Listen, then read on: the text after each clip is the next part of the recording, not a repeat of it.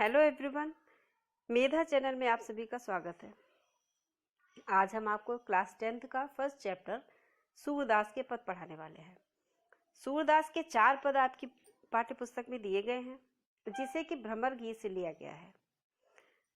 भ्रमर गीत में सूरदास जी ने गोपियों की विरह व्यथा का वर्णन किया है और आपकी इन 4 पदों में गोपियों की विरह व्यथा का वर्णन किया गया है।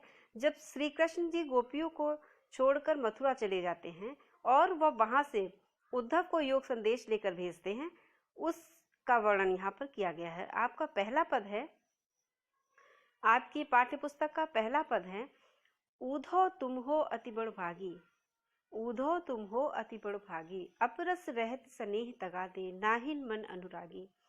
हे उद्धव, गोपियां उद्धव को उल्हाना देती हुए कहती हैं कि हे उद्धव, तुम तो अत्यंत बड़भागी हो, अत्यंत भाग्यशाली हो। अपरस रहत स्नेह तगा दे, नाहिन मन अनुरागी। तुम श्री कृष्ण के साथ में रहते हुए भी, अपरस माने दूर रहे हो, अपरस माने निर्लिप्त रहे हो, और स्नेह माने प्रेम, तगा माने तागा। तुम श्री कृष्ण के प्रेम के तागे से कभी बंधे ही नहीं हो, उनके प्रेम से दूर रहे हो। नाहिन मन अनुरागी, और ना ही तुम्हारा मन उनके प्रेम में अनुरक्त हुआ है। तुम श्री कृष्ण के साथ में रहते हुए भी उनके प्रेम से अछूते हो। पुरीन पात रहत जल भीतर, तारस देहन त्यागी। गोपियां उलाहना देते हुए आगे कहती हैं कि पुरीन पात रहत जल भीतर। पुरीन पात का अर्थ है कमल का पत्ता। कमल का पत्ता जिस प्रकार जल के भीतर रहता है किंतु जल का कोई भी दाग धब्बा उसको नहीं लगता, उसी प्रकार श्री कृष्ण के साथ में रहते हुए भी उनके प्रेम का कोई दाग धब्बा तुम्हारे मन पर नहीं लगा है। वह आगे कहती हैं कि ज्यों जल माह तेल की गागर, बूंद ताको लागी।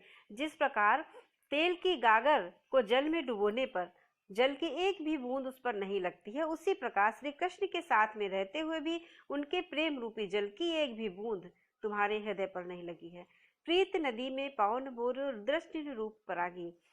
गोपियां कहती हैं कि हे उद्धव, तुमने श्री कृष्ण के प्रेम रूपी नदी में कभी अपने पांव को डुबोया ही नहीं है, तुमने कभी उनके प्रेम को महसूस ही नहीं किया है। दृष्टि रूप परागी, और तुम्हारी दृष्टि उनके रूप का पान ही नहीं किया है, तुम्हारी दृष्टि ने कभी उनके प्रेम रूप को देखा ही नहीं है। सूरदास अबला हम भूरी गुड़ चीटी जो त्यागी। गोपियां कहती हैं कि हम तो अबला नारी हैं, हम तो श्री कृष्ण के प्रेम में इस प्रकार चिपके हुए हैं जैसे चीटी गुड़ पे चिपकी रहती है। गोपियां दूसरे पद में कहती हैं कि मन ही मन की माज रही, कहिए जाई कौन पे ऊधो, ना ही कहत परी। मन ही माज रही। गोपियां कहती हैं कि तो हमारे मन की अभिलाषाएं तो हमारे मन में ही रह गई। श्री कृष्ण मथुरा चले गए और वहां से उन्होंने योग संदेश लेकर उद्धव को भेज दिया, तो हमारे मन की सारी अभिलाषाएं हमारे मन में ही रह गई। हम जो श्री कृष्ण से कहना चाहते थे वह सारी अभिलाषाएं हमारे मन के भीतर ही रह गई। कहिए जाए कौन पे उद्धव, अब ये बातें हम किससे जाकर कहें। हे उद्धव, हम ये अपने मन की बातें, अपने हृदय की बातें किससे जाकर कहें।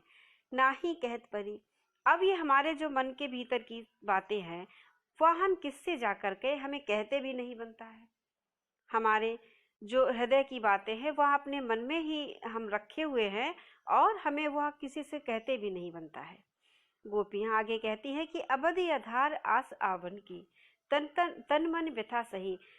श्री कृष्ण के आने की आधार जो था, अवधि का जो आधार था, समय का जो आधार था, उसी से मैं अपने तन और मन की व्यथा को सह रही थी।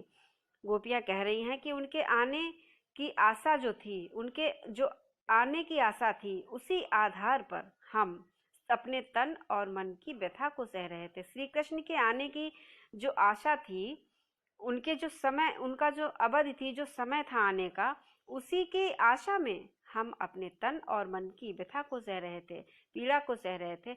अब इन जोग सदेश सुन, लेकिन श्री कृष्ण तो हमारे पास नहीं आए। उन्होंने उद्धव को निर्गुण ब्रह्म की उपासना का जो संदेश है वह लेकर भेज दिया। तो वह कहती हैं, गोपियां कहती हैं कि अब हम इन योग संदेशों को सुन सुनकर हमारी जो विरहाग्नि है, विरहीन बिथा सही दही, हमारी जो विरहाग्नि है, विरह की जो अग्नि है, उसमें हम और भी जल रहे हैं। चाहती हुती कुहार जितैते उतते धार बही, हम जिधर से अपनी रक्षा की आशा करते थे, उम्मीद लगाए बैठे थे, उधर से ही यह योग संदेश की धार बह चली है। निर्गुण ब्रह्म की उपासना की जो धारा है वह उधर से बह चली है, जहां से हम एक अपनी रक्षा की उम्मीद लगाए बैठे थे, किसी कृष्ण जी आएंगे और हमारे मन की व्यथा को दूर करेंगे। सूरदास अबला हम सूरदास अब धीर धरे क्यों मर ज्यादा न सही, सूरदास अब धीर धरे क्यों मर ज्यादा न लही।